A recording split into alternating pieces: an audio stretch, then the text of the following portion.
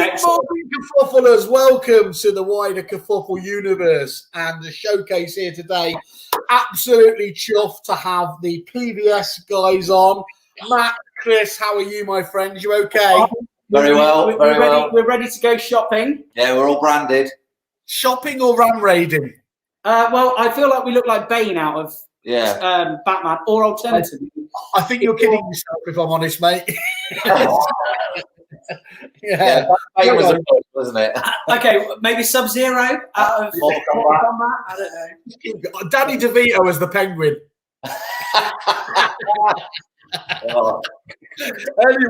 Anyway, this is, you know how I like to build them up before you knock them down.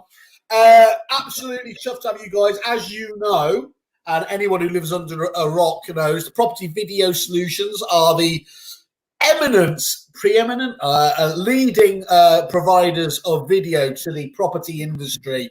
And I have to, straight away at the beginning, I have to say I am completely biased because obviously I'm a big-time client, fan, part-time lover of yours, all in one. When we were allowed to be. We're going to be joined. We've got Steve waiting with us. Zoe looks like she's all Jerry Maguire'd up. So let's have a look. Hello. Hi, Zoe. Hey, Zoe. Hey. Love it.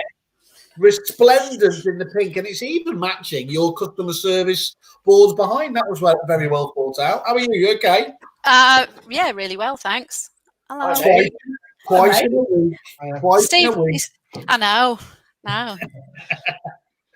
Good stuff. Right, okay. So let's kick off with a few easy ones. Start with the video maestro stuff. Why is video so important to anyone again living under a rock? For an estate agent, we're doing it now. We're on video. Our video call. Okay. I need more than that. Matt.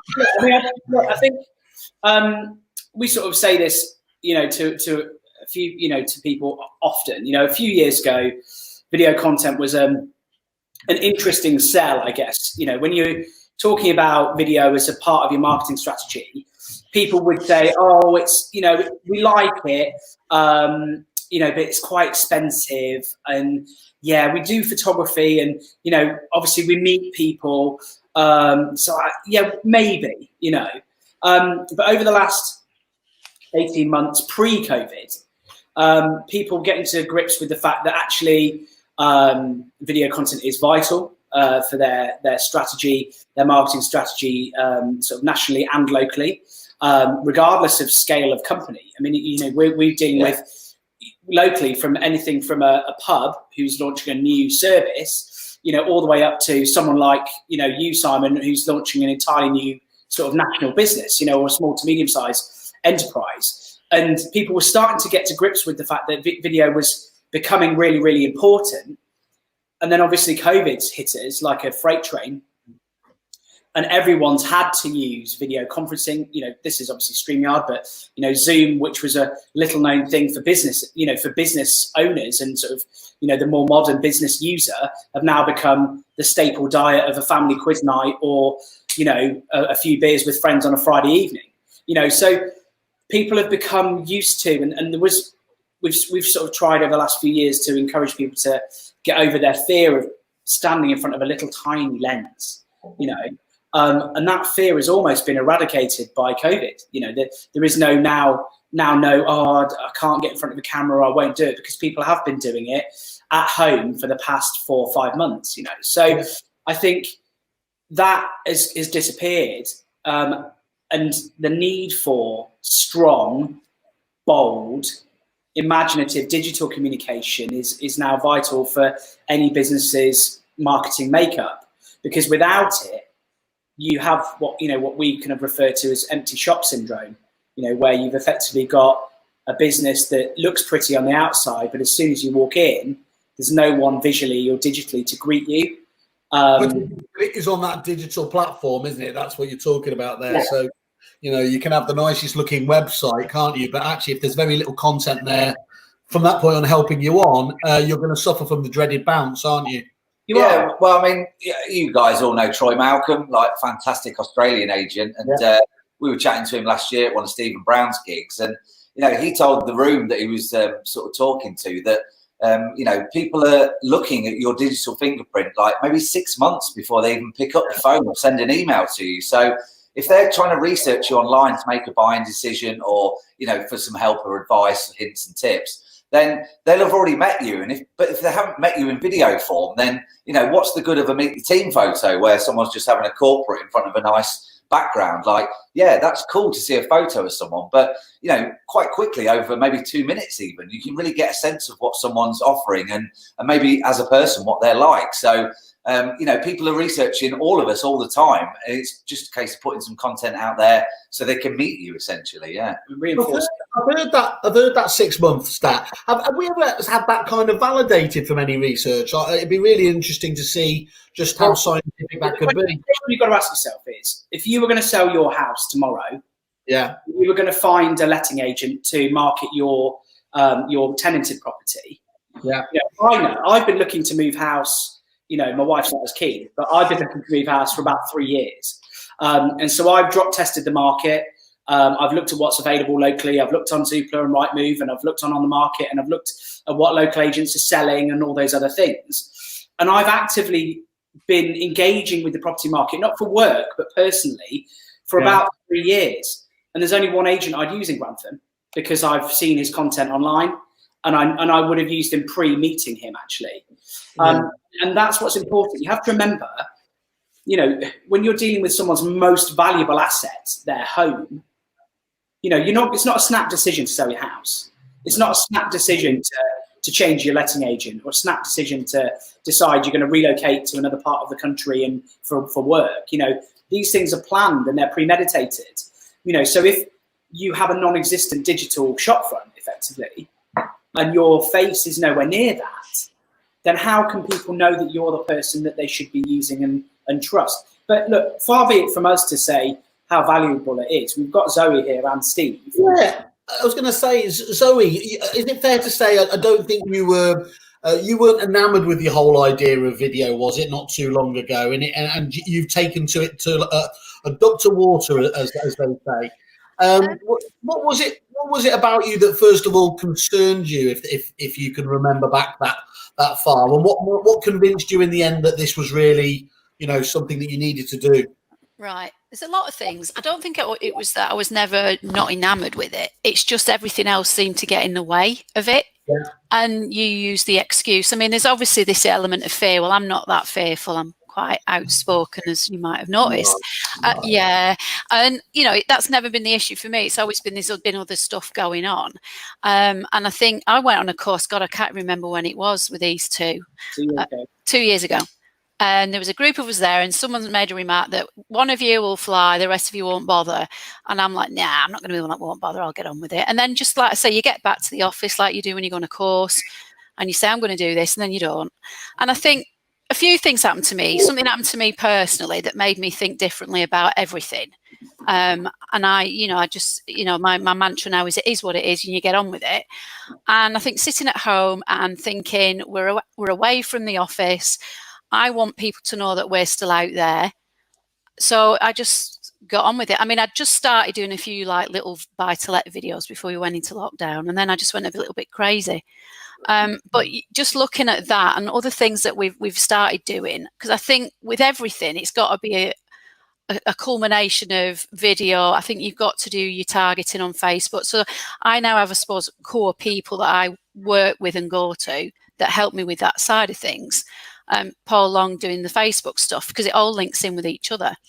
And at the moment, it's quite ironic. We've got Nigel, my other half, doing a live somewhere else at the moment. So we've double booked at the minute. But just looking at the sort of figures without getting boring and stato about it, this time last year, I looked at the figures for the period from lockdown, so the 23rd of March to the 24th of July, we had 94 minutes of video viewed, of which 237 were 3-second views.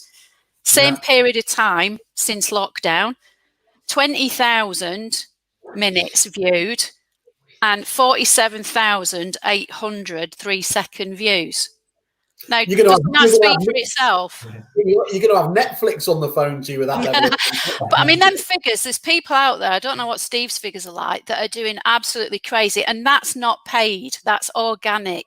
So that's not. We're going to leave now. So thanks for watching. So, you know, that just speaks for itself. And the thing is, it's just getting into the habit of doing it. It's like anything else. Once you start doing something, it becomes habit forming. You know, it's now got to a stage where the team are joining in and doing silly little videos. I mean, I did one this morning with a face mask on, you know, just to say this is what's happening now. I saw that. That was good, that. Yeah. You've got these. That's why I bought this, because I thought you'd appreciate it. Having a, But I think you've got to move with the times as well. You know, there's people there that, you know, God, who still subscribes to the Yellow Pages. God, you know, you've got to move forwards. But if you're not going to move forwards, you're going to be left behind. And I don't really care if no one else in my town's not doing video, because we are. You know, but you don't want to be the one sitting there thinking, oh, him down the road's outside that cafe again. You know, I don't want to be the one that's then playing catch up. Did the numbers start delivering straight away, or did they take time to build? Because obviously that's one of the main reasons a lot of people give up, isn't it? Is they you know, they need the returns. They feel like they're not getting it. So they just you see a splurge of activity at the start, and then they just fade away into nothing. I think it's trial and error. I mean, sometimes you chuck something out and nobody looks at it. But again, you've just not got to think. It's like, I never think about the competition now. I just get on with it. And I think that's what you've got to do. You just keep plugging away. And as you know, you do a live and you'll have 3 people watching. You'll do a live and you'll have 63 people watching. It's just gauging time of day. What your content is as well sometimes determines whether people are listening or not. You just keep churning it out because you're building that audience. If you keep doing it, it's when you stop doing it, people go, oh, what's happened to them? Have they gone bust? It's like when you don't answer the phone, isn't it? So you just, you know, I don't know what Steve thinks. Steve, hi. Thanks for joining us, Steve. What was your route into kind of video in agency? What convinced you? Have you been doing it a long time or relatively recently? Personally, I haven't been doing it that long at all. So I'm a bit like Zoe in terms of lockdown. I had Emma, who's my branch manager, so she was the face of the videos for probably 5-6 years. And we've been working with Mr. Watkins. So we were doing the buy to let. She was doing. She'd kind of got that nailed until Luke and a couple of the others, you know, kind of left us behind as we went on. And then in lockdown, I kind of took. Obviously, listening to other people, watching people like Lisa Novak and those kind of people inspired me to realise actually I need to just get on with it. And I think I was guilty. I am confident, but face to face I'm fine. On the phone I'm fine. In front of the camera, I hate it. So that kind of the lockdown made me do it, as Chris said. You know, I just had to get on with it and just do it. I haven't got my stats for you, but we're putting out content all the time now, and it's little. I think the little bits get more watched than the bigger stuff. The little 1-minute videos are better than trying to do a 3-minute video and people won't watch it. So that's an important feature, isn't it? It's the lovely thing about Facebook in particular. The video just lives on, doesn't it? And I'm always stunned at the amount of, you know, live viewers you might have, and then you go back to the video 2 days later and you see 500,000 or something like that, and you think, wow, where did that come from? And I think probably, you know, it is down to that Netflix way we consume stuff these days, isn't it? Oh, we just share it everywhere. We share it literally. We've got a VA that once we've done a video, she just then shares it off to all the, you know, all the Chelmsford property places and all the community groups and things like that. We got told off last week for sharing too much. So we got a Facebook warning last week, but we kind of backed down a bit, changed it. So we started sharing a different person's name, and then rather than, because what happens is I think someone complains about it. I think that's the problem. So we've got a business. It's a person, but it's a business Facebook page. So I think someone complained about John, spamming all these different groups. But yeah, and also I think one thing Chris said to me in lockdown was about storing it on YouTube as well. So he was like, Chris said to me, "Where's your videos?" And I was like, "They're all in my file. You know, they're in loads of different folders." So now every time we record a video, we save it live or otherwise, and we store it on YouTube. So we've now got a directory which we've never had before. Free service, brilliant. Yeah. The thing is, what's crucial here, Okay, and we have this with people all the time. You know, Steve. You know, we've known Steve. You know, Steve's a friend of ours. We've worked with Steve. You've made some great content with Steve, but he's now making great content. And the same with Zoe. You know, we've hopefully given them enough of a shove forward to go and make some stuff. You know, and they're both now being, you know, actively doing that and are being very successful at doing so. But you know, Zoe and Steve are both completely different characters, you know, and the same can be said for one of our, you know, for some of our other clients, you know, Whaley, you're completely different to Chris Watkin, you're completely different to Sean, but you're completely different to Sean Driscoll, you're completely different to, you know, who's got another Martin & Co franchise in Leamington Spa, you're completely different to Pete Lawrence. You know, there is no hard and fast, because I always get this, you know, when I'm talking to people about content, I'm not particularly confident, I don't feel like I'm camera ready, you know, I'm not the person that should be the face, you know, what have you. But what's crucial and what everyone needs to realize is everyone is important. Their opinion as professionals is vital, because you are the expert in your local market, regardless of who you are, age, sex, demographic, what you look like, it makes no difference. What's important is the authenticity of being yourself, and also the information that you're transmitting to your client. You know, you do not have to be bullish, confident, you know, outgoing to be heartwarming and approachable on video. It's all about the intent of what you're trying to convey to your potential client. And people respond far better to authenticity than they do, you know, perfectly polished. I mean, take an example, royal weddings, just to pick one out of the air. You look at Meghan Markle and Harry's wedding, pomp, ceremony, circumstance, an incredible national event, now totally destroyed by the way that they've behaved and acted. And then you look at someone like Beatrice, who's gone and got married in secret, and she's the nation's sweetheart, you know, and it's all about intent and authenticity. You know, it's about how perceptionally people will see you. And I think if you're honest and you're true to your information and you're true to your community, then you're going to win in the long run. The only thing I'd say about authentic is, you noticed Prince Andrew wasn't on any of those videos, didn't you? Let's not ruin it. There's a point where authenticity sort of, it took 20 minutes to get political. 20 minutes. You mentioned loud, you mentioned authenticity, and so of course, like Candyman, Christian Byfield appears. Good morning, bearded superstar. Embrace the fear indeed. I'm assuming that's in response to your comments rather than your face mask, but I think you can take it either way. And look, I do agree with you. I think it's really, you know, if you're out there, if you are going to be putting yourself, as everyone does, as the expert in the area, then you really just have to embrace it, even once you get past the awkwardness. And people always talk about, you know, me being loud and brash, but I despised going on camera in the early days, you know, in terms of the fakeness and everything else there, that it just felt like, and there is genuinely a point, just like public speaking, isn't there? Once you've done it enough times there, maybe it doesn't stop for some people at one end of the spectrum ever feeling entirely comfortable, but it's certainly something you can just get past and get on with on a daily basis, isn't it? Yeah, I think. Oh, sorry, go on. I was just going to say the benefit of business is better, isn't it? Really? People viewing your videos, you know, whether it's a landlord or a potential vendor, they're not Jonathan Ross or Barry Norman. They're not film critics. Like, they don't necessarily know what is amazing editing or camera presence. But if you just be you and come across, like Chris said, genuinely, and actually give, you know, authentic, helpful information, then people judge you on that, not like whether you've got a swirly graphic or whether you stood in the right position. I mean, there are some 101s that, you know, will make you look better on camera and give you confidence. But essentially, like, I mean, we always say in our training courses, you know, don't worry about the video you made yesterday, because essentially it's digital chip shot paper.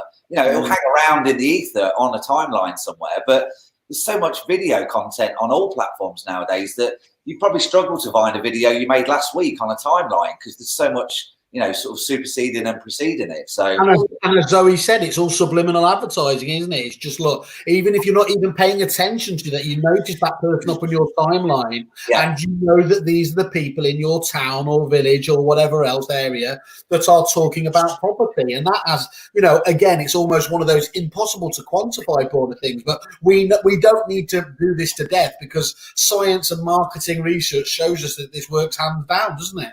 I just love that Steve has made content, because that is a real validation for me as a human being, because I know how fearful, Matt knows how fearful Steve was when we went and made some content with Steve and professionally made some stuff for him, you know, and how kind of anxious he got around being on camera. So to see him bold as brass just making content for his business is actually brilliant, because it is a real, I mean, it's a real testament, I think, to the changing times, and a real testament to that kind of need from the consumer.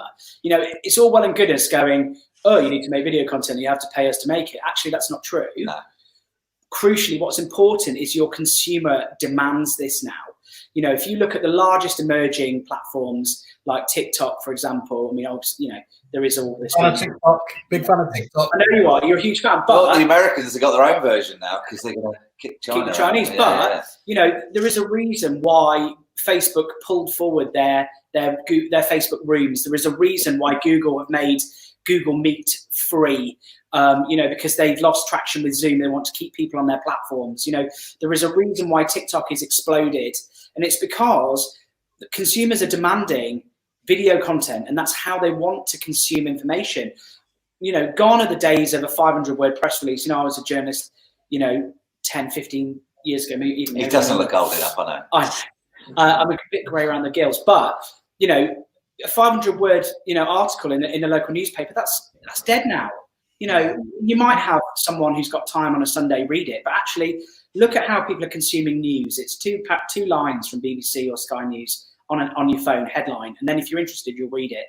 And that's how people should be approaching their video content. You know, Zoe and Steve have got some incredible blogs for their areas, and they do brilliant work around, you know, what's happening in their local markets. And so they put a 30-second piece out saying, you know, this week in Chelmsford, I just wanted to let you know about this fantastic development, this, that, this, that, this, that. To find out more, go to the chelmsfordpropertyblog.co.uk. Then what you're doing is effectively BBC newsing, you know, your content. And it's the same for Zoe in Bedford, you know. And it's just so crucial to have that little tiny hook. And it sounds dead simple, but actually Steve and Zoe have gone out and they've made this content. And there is this huge perception, and you've fallen foul of this, Simon, of this sort of feeling like, oh, everyone's making video content now. That's right. I'm going to be a Me Too. You know, no one's going to watch it. You know, blah blah blah blah blah. But if you actually drill down into areas, because we're exposed to it, and we see 100 agents making content on all the groups that we follow, our perception is wildly different to that of our consumer. How many people are making video content, Zoe, in Bedford, agents? How many making them? Regularly. Yeah. Not many. I'm not going to name names. There is one other estate agent, I would say, who I think, he's doing all right. Rest of them, I mean, out of there in Bedford, over 60. There are odd ones that jump on TikTok every now and again and do something. I mean, if you're really sad and a bit like me, you go and look if you go in the back door of Facebook, you can see who's doing what. Yes. And, you know, and you can see how much engagement they're getting and how much video they're putting out. Yeah. And I'd say the only videos you see now are the ones going around properties, the virtual tours, yawn. Do you know what I mean? It's not just about that. And that's the thing. It needs to be about more than... I think you have to do the virtual tours, and you have to do the estate agency stuff, and you have to do the letting stuff. But I think, like you said, people want to see you, and people buy people. And if they see you looking like a complete so-and-so wearing a face mask, they go, oh, actually, she's all right. She's not, you know. And it doesn't have to be perfectly Steven Spielberged, so it looks fabulous. I mean, I get why Simon Hawksley does what he does with his videos, because he's selling £1 million properties. But it's not. It's what is it? JFDI. JFDI. What about you? Let's deal with that point there, because I think that's really important, isn't it? Is, you know, there's this point about the blended approach, and you know, so of course, you know, you've just mentioned there, obviously you guys do very high quality video and everything else. As Zoe was just talking about, look, we're doing it on a nice, cheap and cheerful streaming service here. There was, I think, what for me, what did the pandemic bring for us? But what it actually did do, wasn't it? It actually made normal video acceptable in a production sense, and I think that's really, really important. That you don't then feel like everything has to be a multi-thousand-pound production or something like that. But it is vital to have that blend, isn't it? Because there are times where you don't want to have the cheaper guerrilla style marketing. Yeah. What's your recommendation on that? I mean, I suppose the key thing is just to make sure you're getting the content. How do you decide on what bit should be quality, or, you know, the highest production? I think if it represents your brand, your company, your business as a whole, then you need a little bit of quality in there, because you're trying to say to people, look, we've been here a while, we've got processes, we've got staff, like, we'll, you know, treat you like you're our only customer. But then, like you just said, Simon, it's perfect to be in a car or on the way to somewhere, or just as you're going for lunch at Boots or whatever, to make that quick video on your phone while you're walking, while you're in the car, for that immediacy. Because then, like you say, people get that blend of content where they don't just think, oh, like they're just doing this like snazzy, you know, Spielberg style production, and I don't really get anything from them. But you're mixing it in with, hi, I'm Matt. I'd love to tell you about this property. I just walked past it on the way to Boots, and I can't believe it's still on the market. And it's, again, those little sort of VIP bits of info that people in your town or area wouldn't normally get their hands on, because they don't know an estate agent. Whereas, you know, like you just said, we know a lot of people. We spoke to someone in Huddersfield the other day, and she was like, well, there's no point in doing video because all I see is video. And we were like, no, it's because you're in all these groups. Actually, in Huddersfield itself, you will be the only one doing video. I mean, there's a couple of I've just got off the train at Crewe. It's like being surprised to see trains if you're a train spotter stood at Shoe. If you're in that world, of course you're going to notice it. But as just to pick up on something, by the way, Chris, I never ever uttered the words "I'm going to be me too." That's never. What I was conscious of was I did think that there was lots and lots of people doing similar kind of stuff, but as you pointed out, you know, there's Watkins, there's a couple of other, and it is Watkins, by the way. Let's not forget the S on the end of the word. Between two penguins. Watch between two penguins. Just call him big dog. That's what you call him, isn't it? Big dog. The question, the reality is, right? The reality is, if I was going to buy something, okay, so let's take a big brand like Apple. Yeah. Take Apple, okay? When you get an Apple product, there is a certain feel about it. When it's packaged beautifully, it feels lovely. Everything's just so, you know, it's perfect, and you expect that from Apple, yeah. But there is also 1,000 unboxing Apple product videos on YouTube that are shot by Dave from around the corner. There's loads of people like in queues go, oh, I can't believe it. I'm queuing up to get the latest iPhone 11, really exciting, what have you. But what's crucial is the core stuff that the company puts out is very polished and very perfect, and their websites are slick and they're smart, yeah? Because what you're buying is you're buying a premium product, yeah? When you are looking at selling your largest asset or renting something that is of high value to you, you want to use a company that perceptionally fits what you would desire as a consumer. So if you were going to sell your property, you would want to go to a website, and these guys are perfect because they've got franchises, a couple of the biggest franchise groups in the UK. Okay, their brand is perfect, their websites are lovely, their overall look and feel is great. Yeah. And so if you were looking at professional content, stuff around the market that is, got some nice stat overlay, or a business profile film that has, or a meet the team, really nicely shot stuff for meet the team, or, if they've got a really exclusive property, something with some nice aerials or some motion, then of course they want to be using a professional company, because that is representative of what they're selling as a service and the quality of what they're doing. But what shouldn't be ignored is that authenticity and that immediacy that making their own content gives.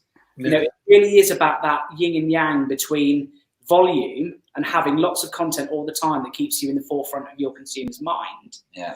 And also that it's underpinned by just a sprinkling of quality, you know, that gives them that continuity for their overall brand.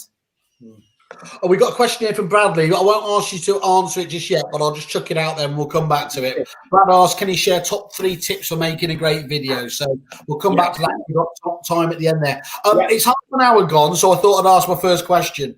And that's my normal preamble, sort of half hour there. So what trends are you seeing as a production company out there? You mentioned a couple of different ones there, but what are the and I suppose how have they changed over the lockdown period to what you're seeing now as well? Yeah, well, Chris and I mean, like a lot of business owners, like during the period, we swallowed our pride. Like, yeah, we did that as well at first. But we took on all sorts of jobs that normally, like, not that we're too good for, but like that maybe some staff would do, but obviously they're all off as well. And it actually started this really, I mean, it was funny enough, we chatted about a podcast that you did, Simon, with Josh Fegan, the lovely Josh, who is like, as you know, laser targeted, even wears the same suit and shirt every day, so he doesn't have to think about it very well, but Zuckerberg. And he was saying that if you haven't reimagined some part of your business during lockdown, then you just haven't been thinking about it long and hard enough. And he said, out of this adversity should come some good. And Chris and I started talking, and you know, not necessarily from the Zoom thing, but we started thinking, are we like providing a full range of products, and could we be doing some cheaper stuff that is run rate? And we've seen great success with a product we've got called Edit Credit, where, you know, from 20 quid upwards, you can send us a video you've taken, and we're talking about the non-polished ones that we were before, and we'll tidy it up for you, maybe add logos, subtitles, whatever it is. But, you know, if you're a business owner and you're, say, 50, 60 plus, you know, a lot of people we speak to, they don't really want to learn editing. They don't really want to, you know, sort of start working out how to, you know, program a DSLR for a great focal length and stuff like that. So, you know, it's like there's a book. I mean, you know, Spencer Fortag. We met him at the second ever Sanj Fest, and he told us about a book that splits business into £1,000 jobs, £100 jobs, and £10 jobs. Now we can take £10 jobs off certain franchise and business owners and create them a quick video within the same day, pretty much turnaround time, and that allows them to go and do the £100,000 jobs, because we both know that it's going to take them a lot longer to figure out, practice, and get good at editing and filming than it is, you know, worth just sending it to us and getting on with selling houses or letting houses. So the trends we've seen slowly have been smaller pieces of work, but on a broader scale. I think that you've got a bit of a misconception at the moment, and it's mildly amusing / hilarious that a lot of business owners, you know, are guilty of. They've gone, oh Christ, video, yeah, let's get someone in that's about 15 grand a year, and we'll have them do all our social media, we'll have them make our film content, we'll have them do our property photography, we'll have them do this, and then they'll get it all, and we'll just do that. And then what will happen over the next 6 months is they go, the £15,000 member of staff that I've got doesn't function like an entire media team with 40 years experience. So maybe we need to do something a little bit different. And actually, that's what's going to come full circle. I think, you know, there's been this sort of rush to market where people have kind of employed, you know, or they're looking to employ low-cost staff to do these tasks. But actually, you know, having had all of the problems, you know, that's the key. You know, like you've had in your businesses, and Steve and Zoe particularly, you know, they will know as successful, you know, and long-time business owners that they've had all of those little things that are a problem, like, the audio's not right, or in our case, sorry, not in Steve and Zoe's case, but, you know, their own problems relating to their business. But in our case, I've left that lens at home. How am I going to make that go? Or I've not got the right mic pack, or I've not got the right this, or you get back and there's an audio problem you need to fix, or there's a color issue, or whatever. And we've overcome every problem that you could possibly think of in video and production. We've had that problem and we've resolved it. And a lot of things are going to happen where it's not going to work. And so we've seen people go, do you know what? I'm going to avoid that. I'm just going to send it to a professional company to have it done for 50 quid or whatever, and get nailed. But I think there will be, this is a thing at the moment, this Zoom chat, and Zoe and I and Steve and I have had some Zooms together, and we've recorded some stuff, and it's been brilliant because we've been able to catch up and, and make some really good content. And that's been okay for this period of time. People have got used to seeing this sort of content. But when we come out of this COVID period, people will be sick of seeing this format, and they'll want to start seeing some quality. And that's where we'll come back in again.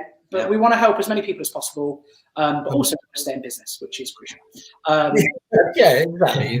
There is that. It's nice to be able to do both. Well, look, thank you for that. And look, obviously, as I said, I mean, we've heard from Steve and Zoe. They were clearly big fans. I'm very biased, as you know. I love working with you guys. I find that just that blend of being able to do stuff myself and to have you on hand as well to do the, the top quality stuff just works absolutely perfectly for us. And look, the fact you're a 5-star reviewed on the Kerfuffle website makes me love you just that little bit more.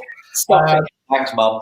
Anyone who's interested, you can find the guys on their Facebook groups. Obviously, just mention Kerfuffle for those discounts, guys. Thank you very much for doing that. It always is appreciated. Or you can do the I'm interested, contact me button on the Kerfuffle website, and you'll share those prices out, right? To the we're going to send them all out. We will do. Steve and Zoe, thank you very much for taking your time out of your day today. And I hope you all have a wonderful weekend. Thanks, guys. Love you all. Cheers, guys. Bye-bye. See you later.